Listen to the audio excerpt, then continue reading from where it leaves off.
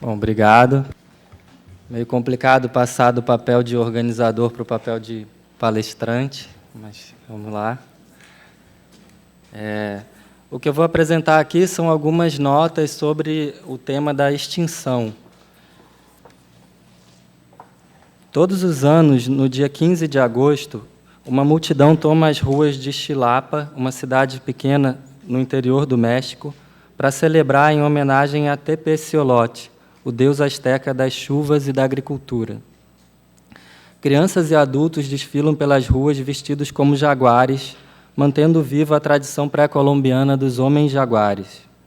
Esse é um antigo costume ligado à manutenção da fertilidade nos campos, com variantes locais, e que tradicionalmente envolve lutas violentas entre jovens, revivendo associações entre sangue, sacrifício e a manutenção do ciclo das águas. Em um livro chamado Ícones de Poder, Nicholas Saunders afirma que a ligação entre o jaguar e o ciclo das águas é um dos aspectos mais amplos do simbolismo dos felinos entre os povos nativos do continente. E é um aspecto que se manifesta nessas festas mexicanas. E há aqui um emaranhado de relações que se condensa nessa figura do deus jaguar asteca, Tepeciolote, essa figura. Bom, em uma conferência recente, Donna Haraway cita os estudos de Tom Van Doren e Deborah Bird Rose sobre a extinção, para colocar as seguintes questões. O que significa escrever em um tempo de extinções, extermínios, genocídio e guerra? O que significa viver e morrer numa época assim? Nostalgia e perda são figuras retóricas que atravessam as ciências humanas e as ciências naturais. Esse é um tema que a extinção, a perda, o desaparecimento está presente tanto nas ciências humanas quanto nas ciências naturais, né? Mas, normalmente, os recursos para se falar disso são um olhar voltado para o passado, para as ruínas, para o desmoronamento, para aquilo que se perdeu. Mas como é que a gente pode pensar os processos de extinção e seus efeitos na situação presente e dos futuros que se apresentam diante do antropoceno? Essa é a questão que eu queria colocar como questão de saída. Bom, como a gente sabe, a cultura asteca, de onde surge essa figura do deus jaguar, ela entrou num processo de desaparecimento e a gente tem apenas alguns fragmentos do que ela foi um dia. É um dos povos desaparecidos do colonialismo, né, numa história de guerra, de genocídio, que é a história do continente americano. Mas, assim como os astecas, também o próprio jaguar está extinto de grande parte do território que ele habitava no mundo pré-colombiano. O colapso da civilização, ou os mundos que já terminaram desde a chegada do invasor europeu, de que Eduardo e Débora falam, essas são ligações possíveis entre os astecas e os jaguares, entre a extinção das culturas e das línguas e a extinção das espécies. Um dos efeitos do antropoceno, e isso é bastante conhecido, é um processo que vem sendo chamado da sexta grande extinção, o desaparecimento de espécies em uma escala e um ritmo que só encontram precedentes em épocas remotas da história de Gaia, da vida orgânica e dos processos da Terra. Então, eu vou falar um pouco aqui de um tema controverso, que é esse tema da conservação das espécies ameaçadas. Começar falando um pouco do jaguar. O jaguar, chamado no Brasil de onça pintada, é classificado como uma espécie quase ameaçada pela União Internacional para a Conservação da Natureza e vulnerável pela lista vermelha do Instituto Brasileiro do Meio Ambiente. Entretanto, a espécie desapareceu de grandes áreas em todos os biomas brasileiros. Na Mata Atlântica, por exemplo, que é o bioma que a gente está aqui, a espécie é considerada criticamente ameaçada e os cálculos mais recentes estimam uma população total girando em torno de 250 indivíduos adultos. As maiores populações do país vivem na Amazônia e no Pantanal. E tem um quadro complexo de relações ecológicas e econômicas envolvendo as onças e a expansão dos rebanhos bovinos nessas regiões, tanto na região do Pantanal quanto na região amazônica conhecida como Arco do Desmatamento. E nas áreas de manejo e conservação, as questões que envolvem a predação do gado pela onça têm sido temas assim amplamente discutidos. Eu não vou entrar muito nessa discussão aqui, tem muitas propostas diferentes e orientações políticas diferentes também nesse campo. Eu vou só mencionar a existência de projetos, que são projetos ligados a um grupo de trabalho, chamado um Grupo de Trabalho da Pecuária Sustentável no Brasil, que é um grupo financiado pelo Banco Mundial desde 2007. E dentro desse grupo de trabalho surgem estratégias que vinculam a conservação da onça, do jaguar, à cadeia produtiva do gado. Essas estratégias envolvem grandes ONGs conservacionistas internacionais, como a WCS, a WWF, e se baseiam em certificados de práticas sustentáveis de pecuária com contrapartidas ambientais, os chamados selos verdes, que trazem as espécies ameaçadas como símbolos ou espécies-bandeira. A questão aqui, que eu estou citando essas estratégias para colocar essa questão, que é o que o jaguar está simbolizando aqui e o que está sendo preservado, né? Eu dei esse exemplo das festas mexicanas, eu vou pedir desculpas por uma comparação tão absurda entre coisas tão diferentes, mas, no caso das festas mexicanas, o jaguar ele preserva o ciclo das águas, né, a chuva. E, no exemplo dessas estratégias de conservação, em contraste, o que está sendo preservado, além da espécie, são grandes conglomerados da indústria de carne, redes de supermercado e padrões de consumo. O que nos leva à questão de quais são os futuros possíveis, tanto para as espécies ameaçadas, para o jaguar, no caso, quanto para os sistemas alimentares que sustentam a nossa existência urbana, né? Bom, as espécies em extinção são, como disse a Juliana Fausto, que está aqui do meu lado, alguns dos desaparecidos do antropoceno, né? Esse vocabulário, falar em desaparecidos, falar em refugiados, esse vocabulário de guerra, me parece particularmente apropriado para espécies de grandes carnívoros como o jaguar. Essas espécies que, por representarem uma ameaça, ou então por se alimentarem dos rebanhos, têm sido tratadas como pragas ou animais nocivos e perseguidos e eliminados sistematicamente em quase todas as partes do mundo.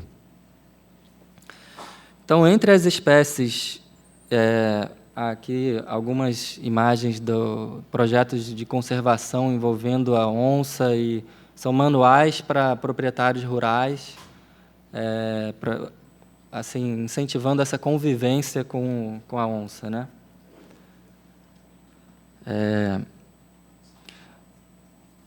Bom, mas em relação às espécies desaparecidas, entre as espécies e subespécies de carnívoros extintas, só no século XX, encontram-se, por exemplo, o lobo japonês,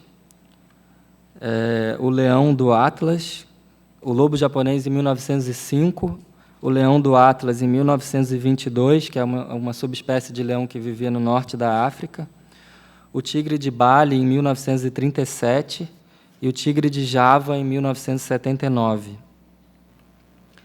Aqui algumas imagens dessa guerra, desse conflito humanos-carnívoros, né? Que é um tema importante na ecologia. Aqui é um dos últimos tigres de Java, que é uma fotografia de um dos últimos tigres. E aqui, pensando um pouco nessa ideia de o que seria o animal retirado do seu ambiente, né, e o que seria o ambiente sem o seu animal, né? Aqui o vazio deixado pelo tigre nas florestas de Java, de um lado, e esses são os tigres da Tasmânia, que na verdade não são tigres, são marsupiais, né? E que foram extintos também no século XX. Aqui os últimos exemplares em cativeiro, né, em zoológicos. Tem um ensaio do John Berger, Por que Olhar os Animais?, em que ele considera os zoológicos uma espécie de marginalização definitiva, um monumento ao desaparecimento dos animais da vida ocidental. E ele diz: o animal é sempre o observado. O fato de que eles podem nos observar perdeu todo o significado. Aqui é uma imagem do Walton Ford, que mostra essa espécie, o tigre da Tasmânia, na relação mortal com as ovelhas, né, que levou ao extermínio definitivo da espécie em 1936. Bom, no âmbito da ecologia, os grandes predadores carnívoros são designados como espécies-chave, que são animais que desempenham um papel regulatório no ecossistema, ou então espécies guarda-chuva, animais cuja preservação abarca a de muitas outras espécies, que estão abaixo deles na cadeia trófica, né?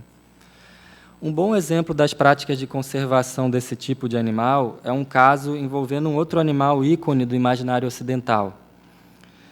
Em 1995, depois de longas batalhas e inúmeras controvérsias, o lobo, que estava desaparecido há décadas das Montanhas Rochosas, foi reintroduzido com sucesso no Parque Nacional de Yellowstone, em Idaho, nos Estados Unidos. Vale notar que os programas governamentais de controle de predadores haviam eliminado os lobos do próprio parque, com os últimos remanescentes tendo sido abatidos em 1926. E é uma história curiosa que o Estado americano eliminou os lobos e 70 anos depois promoveu a reintrodução dos lobos nesse ambiente, né? Bom, o impacto ecológico dessa reintrodução foi impressionante, com efeitos em cascata que repercutiram por todo o ecossistema local. A predação do lobo sobre os alces e outros animais herbívoros não só exerceu um controle sobre as populações dessas espécies, mas modificou o comportamento delas, que passaram a evitar áreas mais suscetíveis aos ataques do predador. Isso propiciou a recuperação e o crescimento de uma série de plantas, criando áreas florestadas onde havia apenas vegetação rasteira. Os lobos também reduziram a população de coiotes no parque, levando ao aumento de outras espécies, e tudo isso gerou novos nichos ecológicos, por exemplo, para castores e outros animais que habitam os rios. Matas ciliares na beira do corpo d'água, castores construindo diques e represas, tudo isso gerou alterações significativas na paisagem e no próprio desenho dos rios. E aqui estou exemplificando, isso é descrito, né, o efeito em cadeia da reintrodução do lobo, né?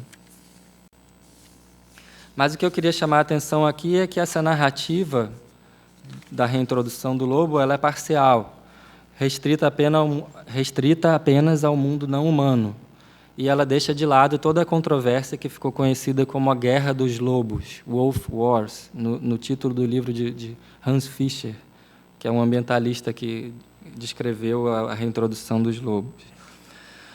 Bom, depois que os lobos foram capturados no Canadá e soltos nas Montanhas Rochosas, eles não ficaram confinados nas fronteiras do parque. E sua presença, além dos efeitos ambientais, gerou efeitos em cascata também em relação aos criadores e pecuaristas do estado de Idaho.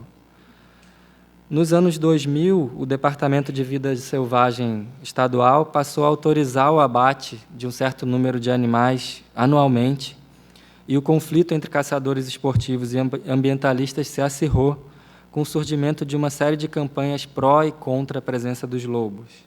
Aqui são adesivos que usam em carros no estado, né? Acusações xenofóbicas em relação ao fato dos lobos serem canadenses. Adesivos incentivando a sua eliminação sumária, né? De um lado, e denúncias de crueldade, campanhas de desarmamento voluntário de armadilhas de caça, de outro lado, são alguns dos aspectos dessa controvérsia. Mas há outras questões em jogo nesse caso também. O estado de Idaho depende economicamente, hoje em dia, de uma atividade de alto risco, que foi citada várias vezes aqui, e que está modificando as relações, as matrizes energéticas americanas, que é a técnica do fracking, a fraturação hidráulica para a obtenção do gás de xisto. um gás natural que é encontrado dentro das formações de xisto argiloso, né?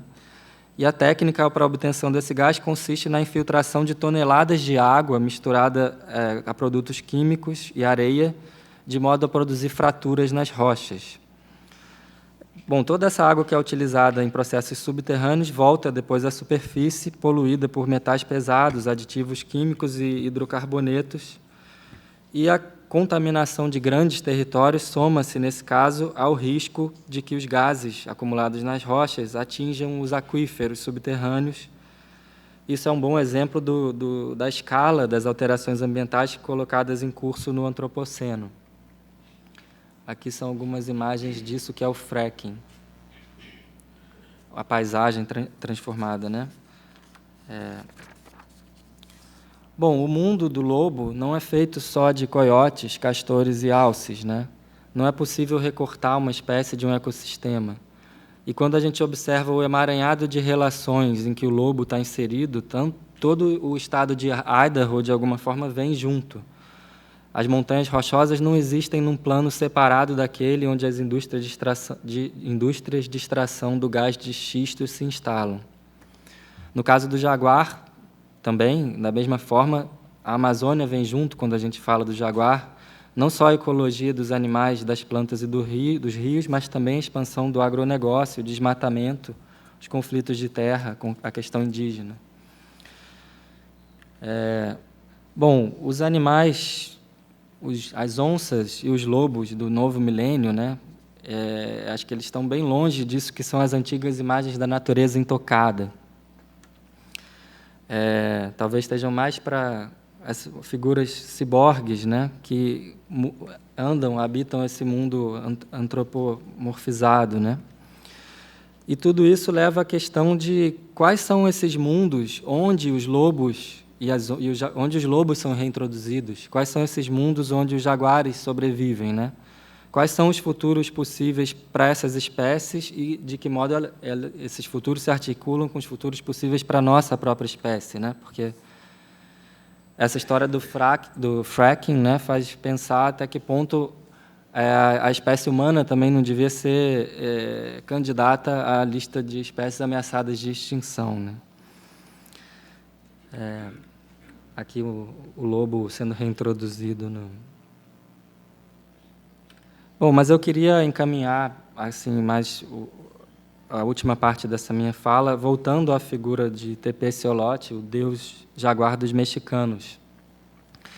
Uma primeira ideia seria que essa figura pode ser relacionada a essa história, essa narrativa dos lobos que modificam o curso dos rios. E pode ser mesmo que, nesse sentido, a gente esteja mais próximo dos antigos astecas do que imaginamos a princípio, em termos das relações tecidas entre predadores, água e fertilidade. Mas antes de abraçar essa ideia da cadeia ecológica, eu queria colocar ainda mais uma última questão, e para isso eu vou citar Elizabeth Costello, a personagem desse livro fascinante do Coetzee, chamado A Vida dos Animais. Ela diz: na visão ecológica, o salmão, as águas fluviais e os insetos aquáticos interagem em uma grande dança complexa com a terra e o clima. O todo é maior que a soma de suas partes.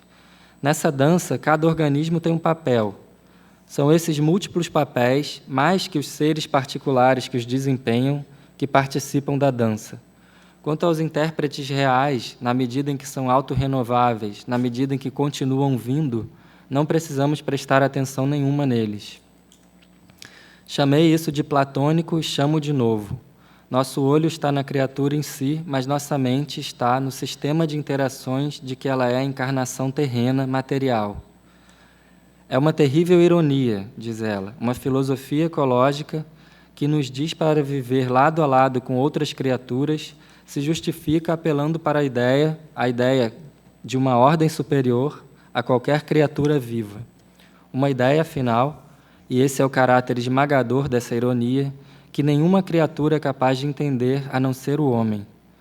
Toda criatura viva luta por sua própria vida individual e recusa, por meio da luta, render-se à ideia do salmão ou à ideia do mosquito.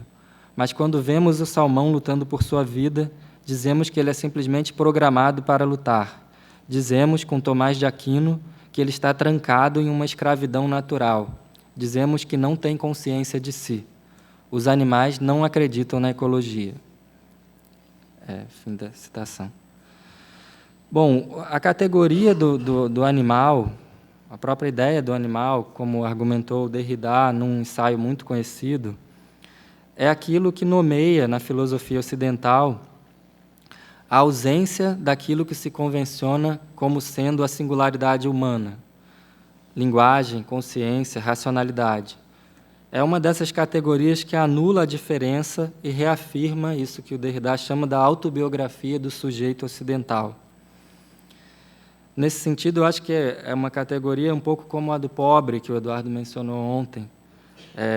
E a ideia dos animais como seres vivendo vidas paralelas e habitando mundos diferentes dos nossos, ela é abandonada, quer dizer, os animais se convertem em coisas, né, em outra coisa, que podem ser manejadas, objetos, mercadorias, instrumentos, figuras do espetáculo ou metáforas da condição humana. E, com isso, a potência da alteridade desaparece.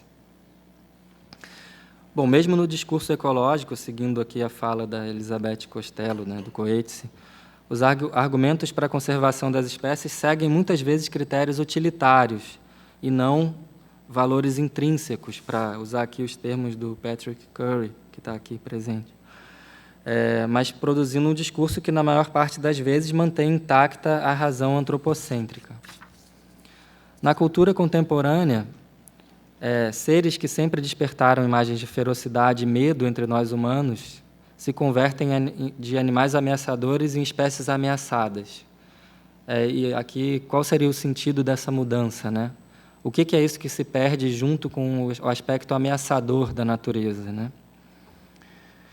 Eu acho que a gente tem que levar em consideração, para pensar nessa questão das espécies, do que deve ser conservado, também a diferença entre aqueles que fazem os planos de conservação e aqueles que convivem com ou compartilham seus ambientes com animais como onças e lobos. Como a gente poderia pensar um nós, né, como diz a dona Haraway, que inclua outros que não os humanos? Como a gente pode passar da questão de observar os animais, ou cuidar, ou gerenciar, para a questão do animal que nos olha? E aí eu queria terminar pensando um pouco nos povos nativos das Américas, de novo, né, que eu acho que, mais que modelos para conceber relações ecológicas, nos permitem pensar que forma poderia ter essa filosofia além do humano. Também lembrar que o jaguar, nesse contexto americano, muitas vezes é uma figura de resistência cultural, uma imagem anti-europeia, diante dessa história de conquista, né, imperial. Uma figura que remete ao xamanismo dos astecas, dos naguais, né, feiticeiros que eram conhecidos por tomar a forma de felinos e atacar seus inimigos.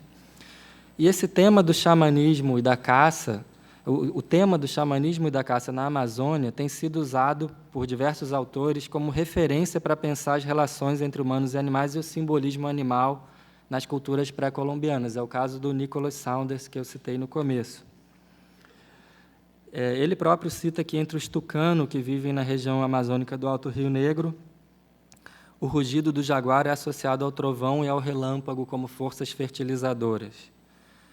Entre os araueté, como reporta o Eduardo Viveiros de Castro, os espíritos dos Roti, os senhores do fora ou da floresta, se manifestam no mundo da vigília pelo trovão e pelo relâmpago, que são seus gritos e lanças, sendo que também são vistos ou ouvidos como jaguares. Nos sistemas perspectivistas das cosmologias amazônicas, humanos, animais, plantas, espíritos, mortos, fantasmas, são todos pessoas. Não há uma natureza externa independente, mas antes campos de relação compostos de múltiplos pontos de vista, humanos e não humanos. Essa questão remete ao animal como potência de alteridade, como uma força capaz de abalar ou desterritorializar os fundamentos que são os limites definidos do humano. Quando Eduardo Kohn escreve sobre como as florestas pensam, ele chama a atenção para a compreensão dos Ávila Runa de modos de comunicação que não passam pela linguagem humana articulada. E, nesse sentido, o trovão, o rugido do jaguar, o movimento das formigas, o crescimento das plantas, tudo isso é comunicação, sentido.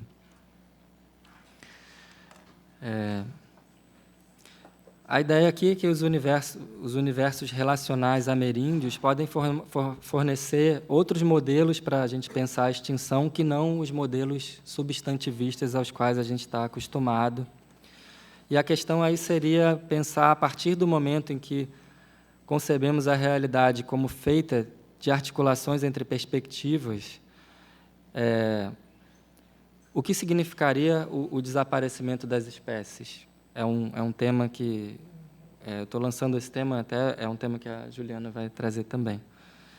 Bom, e para terminar, eu queria fazer uma última observação, que é também entre os povos Arawak da Amazônia, o termo jaguar designa uma condição que se aplica também a outros seres, que se refere ao lado feroz, predatório desses outros seres. Existe, então, a formiga jaguar, o pássaro jaguar, espírito jaguar, seres que são o jaguar de outros seres. E pensando aqui nessa ideia dos 1000 nomes, a ideia que me ocorreu é que a imagem do Lovelock de uma Gaia feroz poderia ser pensada como uma espécie dessa Gaia jaguar, né? E talvez fizesse mais sentido, então, inverter os termos e pensar no deus asteca não como um jaguar-chuva, talvez, mas antes pensando numa chuva-jaguar, que evocaria esse lado ameaçador que assombra as relações climáticas do antropoceno. Obrigado.